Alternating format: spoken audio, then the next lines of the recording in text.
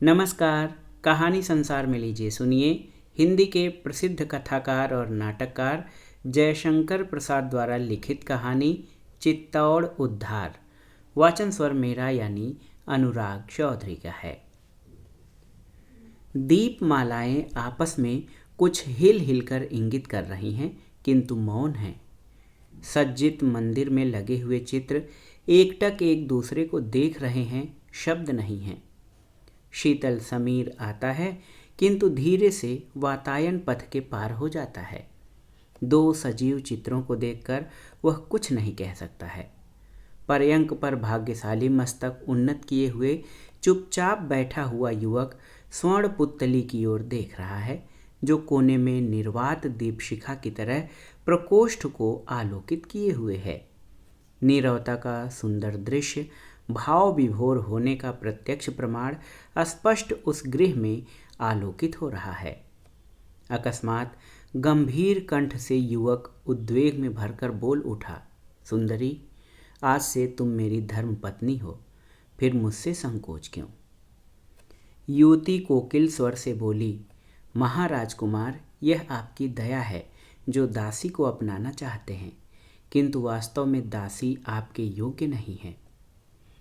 युवक बोला, मेरी धर्म परिणीता वधू मालदेव की कन्या अवश्य मेरे योग्य है।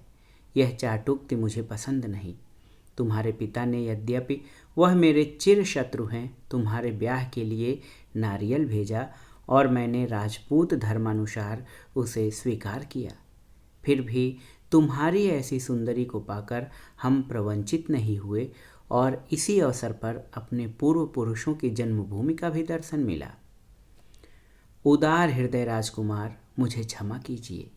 देवता से छलना मनुष्य नहीं कर सकता।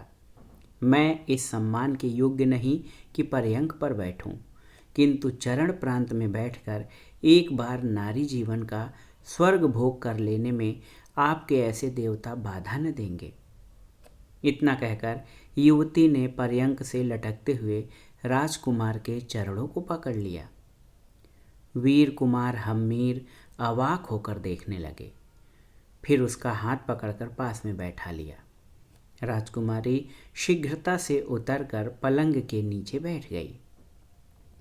दाम्पत्य सुख से अपरिचित कुमार की भवें कुछ चढ़ गईं, किंतु उसी क्षण यौवन के नवीन उल्लास ने उन्हें उतार दिया। हम्मीर ने कहा, फिर क्यों तुम इतना उत्कंठित कर रही हो सुंदरी? कहो, क्या बात है? राजकुमारी बोली, मैं विधवा हूँ, 7 वर्ष की अवस्था में। सुना है कि मेरा ब्याह हुआ और 8वें वर्ष विधवा हुई। यह भी सुना है कि विधवा का शरीर अपवित्र होता है। तब जगत पवित्र शिशोदिया कुल के कुमार को छूने का कैसे साहस कर सकती हूँ? हम्मीर बोला, हैं, तुम क्या विधवा हो? फिर तुम्हारा ब्याह पिता ने क्यों किया? राजकुमारी बोली, केवल देवता को अपमानित करने के लिए। हम्मीर की तलवार में स्वयं एक झनकार उत्पन्न हुई। फिर भी उन्होंने शांत होकर कहा, अपमान इससे नहीं होता, किंतु परिणीता वधू को छोड़ देने में अवश्य अपमान है। राजकुमारी बोली, प्रभो, पतिता को लेकर आप क्यों कलंकित होते हैं?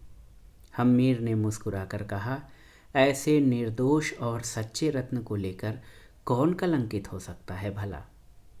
राजकुमारी संकुचित हो गई। हम्मीर ने हाथ पकड़कर उठाकर पलंग पर बैठाया और कहा, आओ, तुम्हें मुझसे समाज संसार कोई भी नहीं अलग कर सकता। राजकुमारी ने वाष्परुद्ध कंठ से कहा, इस अनाथिनी को सनाथ करके आपने चिर ऋणी बनाया और विह्वल होकर हम्मीर के अंक में सिर रख दिया।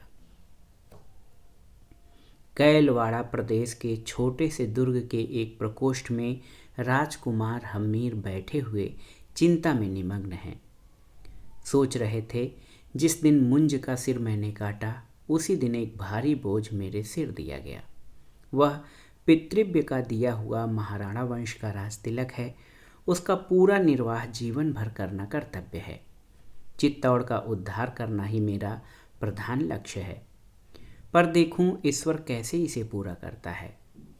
इस छोटी सी सेना से यथोचित धन का अभाव रहते वह क्यों कर हो सकता है। रानी मुझे चिंताग्रस्त देखकर यही समझती है कि विवाह ही मेरे चिंतित होने का कारण है। मैं उसकी ओर देखकर मालदेव पर कोई अत्याचार करने पर संकुचित होता हूँ। ईश्वर की कृपा से एक पुत्र भी हुआ, किंतु मुझे नित्य चिंतित देखकर रानी पिता के यहाँ चली गई है। यद्यपि देवता पूजन करने के लिए ही वहाँ उनका जाना हुआ है, किंतु मेरी उदासीनता भी कारण है। भगवान एक लिंगेश्वर कैसे इस दुसाध्य कार्य को पूर्ण करते हैं, यह वही जाने। इसी तरह की अनेक विचार तरंगे मानस में उठ रही थीं। संध्या की शोभा सामने की गिर श्रेणी पर अपनी लीला दिखा रही है, किंतु चिंतित हम्मीर को उसका आनंद नहीं। देखते देखते अंधकार ने गिरि प्रदेश को ढक लिया। हम्मीर उठे, वैसे ही द्वारपाल ने आकर कहा, महाराज विजयी हों, चित्तौड़ से एक सैनिक महारानी का भेजा हुआ आया है। थोड़ी ही देर में सैनिक लाया गया और अभिवादन करने के बाद उसने एक पत्र हम्मीर के हाथ में दिया। हम्मीर ने उसे लेकर सैनिक को विदा किया और पत्र पढ़ने लगे। प्राणनाथ, जीवन सर्वस्व के चरणों में कोटिशः प्रणाम। देव, आपकी कृपा ही मेरे लिए कुशल है। मुझे यहाँ आए इतने दिन हुए, किंतु एक बार भी आपने पूछा नहीं। इतनी उदासीनता क्यों? क्या साहस में भरकर जो मुझे आपने स्वीकार किया उसका प्रतिकार कर रहे हैं? देवता, ऐसा न चाहिए। मेरा अपराध ही क्या? मैं आपका चिंतित मुख नहीं देख सकती, इसलिए कुछ दिनों के लिए यहाँ चली आई हूँ, किंतु बिना उस मुख के देखे भी शांति नहीं। अब कहिए क्या करूँ? देव, जिस भूमि की दर्शनाभिलाषा ने ही आपको मुझसे ब्याह करने के लिए बाध्य किया, उसी भूमि में आने से मेरा हृदय अब कहता है कि आप ब्याह करके नहीं, पश्चाताप कर रहे हैं। किंतु आपकी उदासीनता केवल चित्तौड़ उद्धार के लिए है। मैं इसमें बाधा स्वरूप आपको दिखाई पड़ती हूँ। मेरे ही स्नेह से आप पिता के ऊपर चढ़ाई नहीं कर सकते और पितरों के ऋण से उद्धार नहीं पा रहे हैं। इस जन्म में तो आपसे उद्धार नहीं हो सकती और होने की इच्छा भी नहीं कभी, किसी भी जन्म में। चित्तौड़ अधिष्ठात्री देवी ने मुझे स्वप्न में जो आज्ञा दी है, मैं उसी कार्य के लिए रुकी हूँ। पिता इस समय चित्तौड़ में नहीं है, इससे ये न समझिए कि मैं आपको कायर समझती हूँ, किंतु इसलिए कि युद्ध में उनके न रहने से उनकी कोई शारीरिक क्षति नहीं होगी। मेरे कारण जिसे आप बचाते हैं वह बात बच जाएगी। सरदारों से रक्षित चित्तौड़ दुर्ग के वीर सैनिकों के साथ सम्मुख युद्ध में इस समय विजय प्राप्त कर सकते हैं। मुझे निश्चय है भवानी आपकी रक्षा करेंगी और मुझे चित्तौड़ से अपने साथ लिवा न जाकर यहीं सिंहासन पर बैठिए दासी चरण सेवा करके कृतार्थ होगी। चित्तौड़ दुर्ग के सिंह द्वार पर 1 सहस्त्र राजपूत सवार और उतने ही भील धनुर्धर पदातिक उन्मुक्त शस्त्र लिए हुए महाराणा हमीर की जय का भीमनाद कर रहे हैं।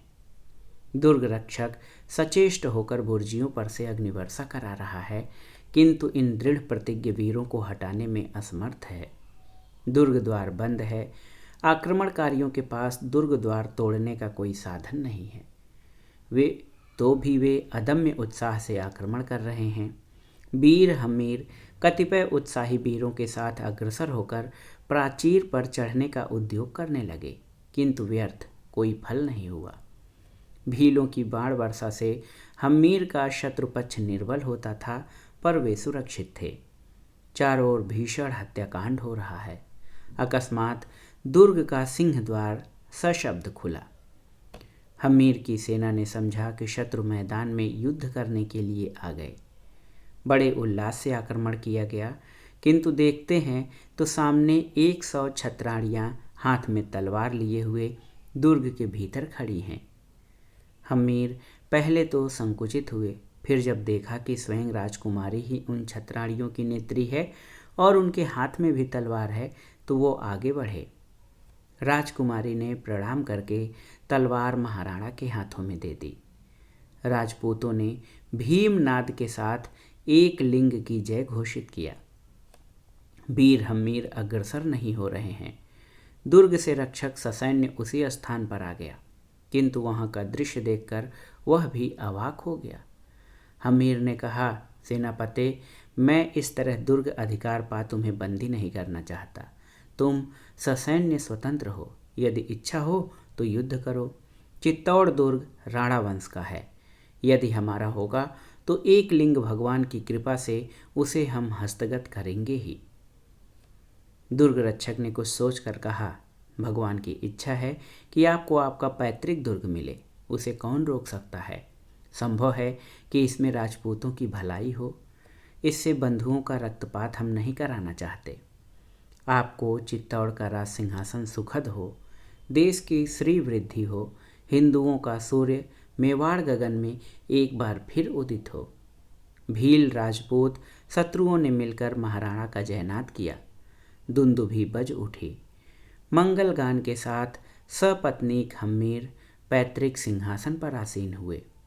अभिवादन ग्रहण कर लेने पर महाराणा ने महिषी से कहा, क्या अब भी तुम कहोगी कि तुम हमारे योग्य नहीं हो? तो ये थी जयशंकर प्रसाद द्वारा लिखित कहानी चित्तौड़ उद्धार। ये कहानी आपको कैसी लगी हमें कमेंट बॉक्स में ज़रूर बताइएगा। कहानी सुनने के लिए धन्यवाद। नमस्कार।